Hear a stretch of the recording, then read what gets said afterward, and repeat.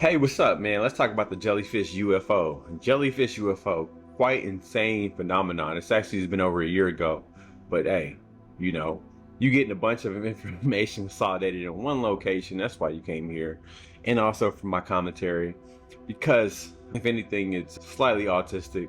Welcome back to the channel, man. Milk Sack Magic, Jellyfish UFO, a whole bunch of informations to break down. So basically we end up having some military equipment that caught this flying object that looks like a jellyfish. Essentially, that's why it's called jellyfish UFO, and it was changing colors from basically the heat signature of the aircraft was changing from warm to cold and fluctuating back and forth as that was flying literally across a military installation. I feel like it was Iraq or something like that, but I got a bunch of perspective for it, and let's just dive in, man. Let's see what we can make of polish this turd into a diamond. Check it out, bro. This thing, they're calling it the jellyfish UFO. It was a video taken by the US military intelligence in Iraq. They're tracking this thing and they could only see it with a thermal camera. But this drone that was tracking it, they have the capability of locking in on a tire of a car from 27 miles away. But this giant thing that was floating, they said they literally couldn't lock onto it. Oh, wow. But it kept on going like white, black, like it was getting hot and cold. And then he said it went out over the water, dove into the water. Oh my gosh. Was under the water for 17 minutes, then shot off in the blink of an eye at a 45-degree angle. They said that they had these hanging arms. It looked to have scales, but then something appeared in California that looked super similar. Identical. Jeez, man, what is that? Does that not look like 6 wings, 2 of which cover the feet? Dude, it does. I'm in debilitating fear right now. Yeah, absolutely nuts, man. Tentacle arms. And here's like basically a close-up image of the jellyfish UAP. See the tentacles.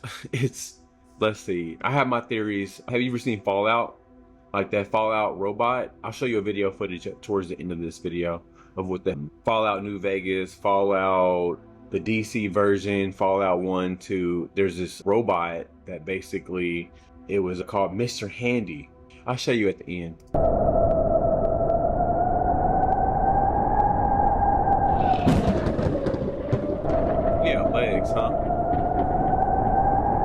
Arrow, who are being given videos of alleged UFOs. For example, I personally don't believe in this, like the jellyfish UFO. Yeah, I was going to ask about that one. Okay, so that jellyfish UFO thing that floated over that base, I saw that and immediately I knew that was a cluster of balloons. But boy, how does he immediately know it's a cluster of balloons? I wonder what his profession is, what, education, what the lineage of his education, what makes him a subject matter expert when a lot of people are like extremely clueless about it, especially when our military equipment could not lock on. Like we said, we actually had only the capability to be able to see it through thermal imaging and the fluctuation of the temperatures of the aircraft. What makes this guy a subject matter expert unless he knows that we have technology like a Mr. Handy robot that has the capability to be able to fly?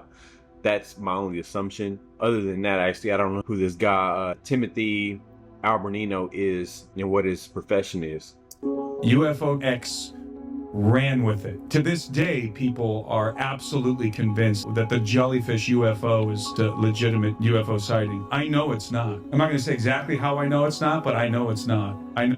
He might have insider information about like our technology. Honestly, like most often, I'm in this kind of community often, and the technology that we have available today is actually 20 years old. We have 20 years of advancements that we are not privy to, that we are not allowed to know of, and that isn't in circulation amongst the technology that we are currently using. 20 years of advancements. So oftentimes our military aircraft are being built, and we're still using the aircraft from the 60s. No, that thing has been conclusively debunked. It's balloons. On January 9th, 2024, a new UFO video suddenly surfaced online and rapidly got internet attention. In the footage shared by Jeremy, we can see that the object is not shaped like the regular UFOs that we are used to. It has such a weird shape that it was nicknamed the jellyfish UFO. In the footage, which is captured through a military thermal camera, we can see the object hovering over the skies in a linear pattern. But what really makes things odd is that the jellyfish keeps changing its own temperature in a matter of seconds. Take a look at the dogs in the background as a reference. They are Yeah, so the darker the color, the more heat it's emitting. Obviously, the dog is probably hot. It's a desert, but yeah, you see how it goes from cool. displayed in black, which means they are hot. Right. However, the hovering object's color keeps changing between white and black, cold and hot, respectively. This jellyfish incident also had direct eyewitnesses who gave odd reports about it, claiming that these hanging parts that can be seen at the lower section were absolutely stiff as they didn't move with the momentum of the object. A few other witnesses, who were also Army soldiers, were designated to find the object with night vision goggles, but it couldn't be seen at all. This basically means that the jellyfish UFO is absolutely invisible to the naked eye. Also, take a look at how the object keeps getting lost by the system that recorded this video. According to reports, they were attempting to lock in on the target. However, they were losing track because the weapon system needs a... Yeah, absolutely insane, man. Check this out. Comment from the Pentagon in regards to the now infamous video of the so-called jellyfish UFO. That video, released last week by journalist Jeremy Corbell, appears to show a UFO flying over an American base in Iraq. News Nation reached out to the Pentagon and asked if officials would confirm the video's authenticity. They told us today that, quote, "We do not comment on the authenticity of alleged DoD material that may have been leaked. The Department of Defense takes the potential unauthorized disclosure of national security information very seriously." So that could indicate to me that it's technology that we actually have developed and we can use in different capacities that is not privy or released to other foreign nations or the public that we don't know about because they want to keep it classified. So it's DoD leaked material. Essentially, it could be American made or, you know, Israeli made most often. Yeah, but I mean, based off of all my other videos and research and all these other testimonies coming forward, it could actually be a parallel interdimensional being. They keep claiming that demons and angels are real, and they're really just and aliens are actually interdimensional beings. So, you know, it's really kind of hard to tell, but. End quote. Last week, we spoke with Jeremy Corbell about the significance of this new video and why he thinks the public needs to know about it. This is the first time in history we are seeing a designated UAP, an unknown and unidentified, that it is moving into a restricted base. It is an incursion, in fact. So this is the first time you're seeing it. In the past, the Defense Department has released several videos leaked previously by Corbell and later confirmed they are, in fact, unidentified anomalous phenomenon, the long term for UAP or UFOs as we used to call them. News Nation special correspondent Ross Coulthart joins us now. Hey, Ross, what do you make of the Pentagon's no comment answer? G'day, Elizabeth. Look, I must say it's very revealing for what it doesn't say. It doesn't reveal a categorical denial. It's the last resort of governments and intelligence services when they don't want to answer a question. Essentially, it's a neither confirm nor deny. And what I would say, Elizabeth, is that in the past, the Pentagon has shown a willingness to use supposedly national security sensitive videos, such as, for example, the videos shot of their drones being attacked over Ukraine. And I think there's a very big issue here for the Pentagon now, that Mr. Corbell is making the direct accusation that this was a designated UAP. That's not something that's denied by the Pentagon. I don't know why it couldn't be denied if it was untrue. And I think it really does put pressure on the Pentagon to start being more open and transparent with the public. In the past, how long has it taken the Pentagon to confirm Jeremy Corbell's videos once he's released them? They seem to be annoyed that it was leaked. They talked about we take this very seriously. Right, they're annoyed. Yeah, I mean, there's an implicit acknowledgement there that they are annoyed that it was leaked because they make reference in a specific paragraph to how dimly they view the leaking of material. But the simple fact is it normally takes about 3 or 4 weeks, I think, for them to process a response like this.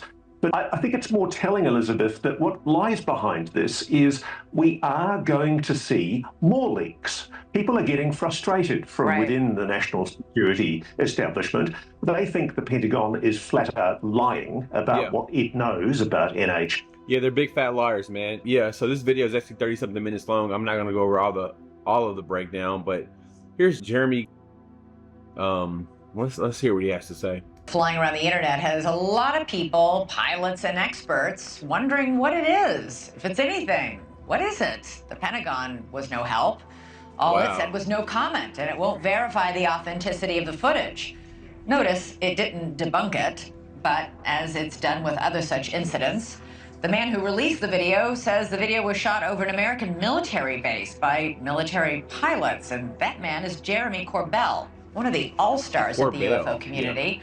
He released the video, and he's given us even more tonight to show us. Jeremy, good to have you back on the show. So the Pentagon says it won't comment on the authenticity of the alleged DoD material that may have been leaked. That's a quote right there. While at the same time saying it's committed to openness and accountability. How do you square those? Yeah, thank you for your question, and I'm glad your viewers are curious and listening to this. So look, Elizabeth, everybody is catching up with my and George Knapp's reporting, as has been the trend. The DoD is catching up. Even News Nation and yourself, who have been fastidious with looking into the UFO issue, everybody is catching up. So let me help you tonight. The reason why they're not at this point able to deny it is because absolutely they're going to have to confirm it.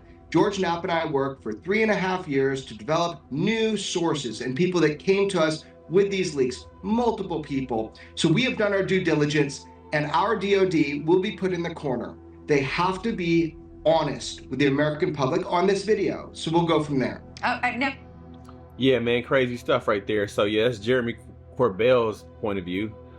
Here's a Marine first-hand take. Basically, this Marine during our Iraqi deployment, I think he was actually tasked to be able to capture and follow and track this UAP.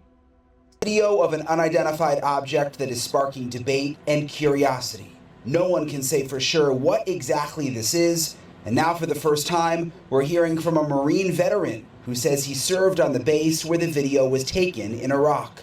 Did you think when you watched it for the first time that, like, it could be, you know, non-human? It crossed my mind because the theories that we had, like I said, didn't fully explain it. Michael Sinkoski was an intelligence, surveillance, reconnaissance tactical controller at the base in Iraq. He says the video was captured in 2017 and shown to him by colleagues when he arrived in 2018. Marines nicknamed the object the Spaghetti Monster. When they started seeing it on the camera, they were watching it to make sure that it wasn't a threat. They kept an eye out, but it wasn't like we were scrambling to our defensive positions or anything like that. It was just a big unknown. So here's the dealio. Jeremy Corbell claims the intelligence community has been playing a cosmic game of hide and seek with this UFO. He's fondly named it Jellyfish, not because of any particular love for marine life, but because this thing levitates with as much grace and elegance as a jellyfish. The footage captured under the cloak of the night apparently employed thermographic, forward-looking infrared imagery. It's like they were making a superhero movie or something, but plot twist. Traditional night vision gear couldn't spot. Some of the military folk on the ground were as clueless about its presence as a cat chasing a laser point. Through a sensitive military installation before moving over water, where it began what Corbell says was a controlled descent into the water. It emerged 17 minutes later, took off at a high rate of speed, and like other UFOs... The fact that it took off at a high rate of speed, because it emerged into the water, and we've talked about in my previous videos that there's deep underwater bases, and we talk about in the Pacific Ocean, there's like one that's supposed to be like 2 miles wide, and it's on the sea floor in the Pacific Ocean, and it is moving across the sea floor. And people in Congress have talked about it. We had a congressional hearing, a UAP congressional hearing, and they end up referencing this giant, we don't know what it is, but things that are flying in and out of the ocean in the Pacific Ocean all the time off the coast of California. And our Navy is tracking and picking up these UAPs, thermal imaging, and they're in aircraft flying in our jets, F-16s, F-15s, 35s, flying and capturing UAPs flying in and out of the Pacific Ocean. Bro, I'm not making this up, bro. I like look it up. Or I mean, if you want me to, I'll make a video. Yeah, I'm not gonna make a promise, but I've made too many of those. Anyway. UFOs we've seen, Erica, there's no obvious source of propulsion here. And unfortunately, again, there's more questions than answers. This is it. And yes, it is very intimidating. And so if it's US technology or if it's AI, some type of tentacle flying object, in my opinion, you know what it will remind me of? It reminds me of this. And this reminds me of the video game Fallout. And I'll show you some footage in a little bit. Mr. Andy, if you play the video game Fallout, it's about basically a nuclear war happens, and then post-apocalyptic Earth is basically trying to recover, and people are trying to survive in this radiated world. And there's a bunch of robots and stuff like that. So you'll see that soon. It's a really good video game, by the way. We're driving through the convention, first time in my life. You can drive through a crowded convention. I swear to you, they just split. The hall divides and you go right down the middle. It's that intimidating. It's really amazing. It won't blow up with a touch of a laser. It will not. It's not that sensitive, yeah. Here's the Mr. Handybots. In 2037, General Atomics International developed and introduced to the robotics market a new machine capable of completing basic maintenance and construction tasks. The aptly named Mr. Handy flooded both American and Mexican markets. Mr. Handy was known... Mr. Handy.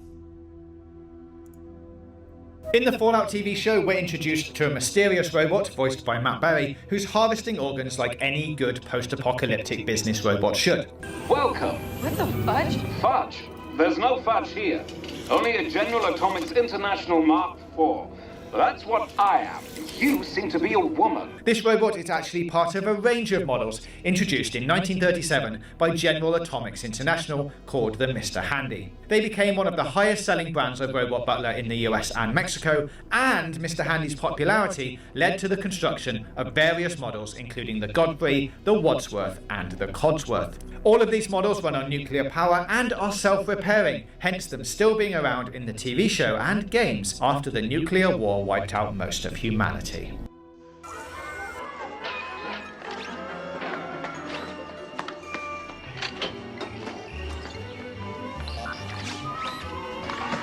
Codsworth, you still here? Well, of course I'm still here.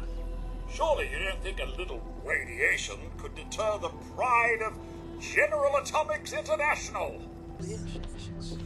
Yeah, so that's what it reminds me of, man. And then plus they also got the Fallout series on Netflix. Pretty good show. Video game so much better. Do not play New Vegas. That mug is trash. Go ahead and play some, you know, Fallout 3 or something like that, or 2. That mug is fire. And Fallout 76, I think, that mug trash too. Ready to be of service, madam. Welcome. What the fudge? There's no fudge here.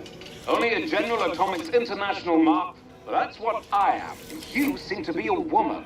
Let's get you taken care of. Follow me. So, Jellyfish UAP. What is it, man? Inconclusive. My assessment is that it is US made, is a US based technology. It's something that obviously the DoD doesn't want disclosed, and they're tightening up. Every action that they take, they want to tighten up to where they do not get leaks like that. They do not leak information about UAPs and about our technology that we have. Or, I mean, whatever it is. I think, honestly, everything's ran by the Zionists anyway. So, bro, it's getting crazy out here. The more you know, the more information, the scarier it gets. Thank you for tuning in and watching the video. Come back for more. And yeah, I don't know what I'm gonna hit on next, but maybe some UAPs or some more ghosts or something. Maybe I'll do a cryptid or two. But I'll catch you in the next one.